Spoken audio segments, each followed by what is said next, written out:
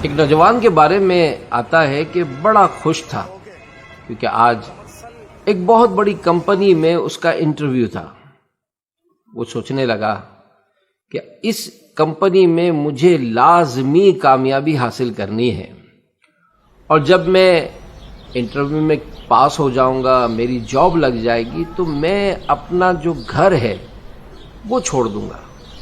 وجہ کیا تھی کہ امی ابو کی بار بار اور ہر بات میں ڈانٹ ڈپٹ، ہر بات میں ٹوکنا، ہر بات میں کچھ نہ کچھ نصیحتیں کرنا، اس سے اس کی طبیعت بیزار ہو گئی تھی۔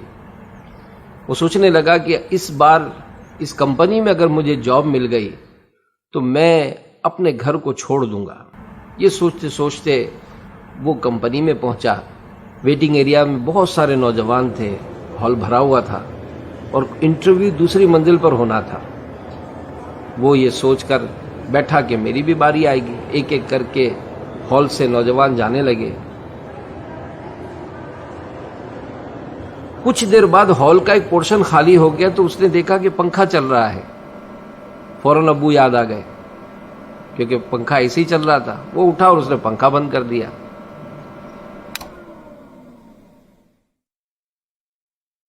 باہر نکلا تو ایک ٹیبل پر کولر رکھا ہوا تھا جس سے نل سے پانی ٹپک رہا تھا۔ فوراً اس کو پھر ابو یاد آ گئے۔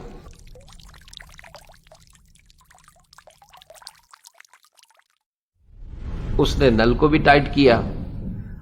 اب جناب سیڑھیوں کی طرف بڑھا تو دن کی روشنی میں لائٹ جل رہی تھی۔ حسب عادت اس نے لائٹ آف کی۔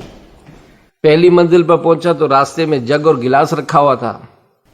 یہ سوچ کر کہ کہیں دوسروں کو ٹھوکر لگے گی تو زخمی نہ ہو جائے، اس نے جگ گلاس اٹھا کر ٹیبل پر رکھ دیا۔ دوسری منزل پہ پہنچا تو دیکھا کہ راستے میں کرسی رکھی ہوئی ہے اور سارے لوگ بج بج کے اس سے نکل رہے۔ اس نے کرسی کو اٹھا کر میز کے قریب رکھ دیا۔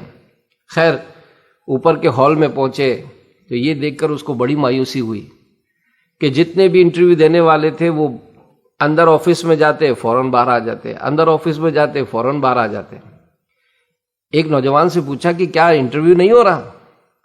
تو اس نوجوان نے کہا کہ نہیں، آج انٹرویو نہیں ہو رہا، صرف فائلیں جمع کی جا رہی ہیں۔ اس کا دل ٹوٹ گیا کہ آج بھی میرا سلیکشن نہیں ہوگا۔